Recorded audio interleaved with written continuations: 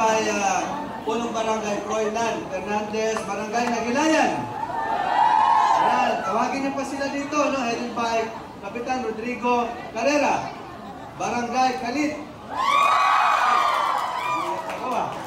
Ang lakas nyo.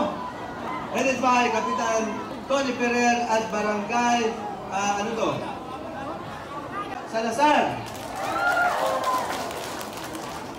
Ay, taga dito po kayo, ma'am. Oh, siyempre, anak niyo po si Ma'am Violeta. Tulungan po natin. Board member, kailangan natin ng abogado. Heidi Pacheco. At ang, totoo ba? Heartthrob ba ito? Crush ng Bayan, si Philip Cruz? Talaga, ha? Oh. At siyempre, ito, yung si Ikong, heartthrob din ba to?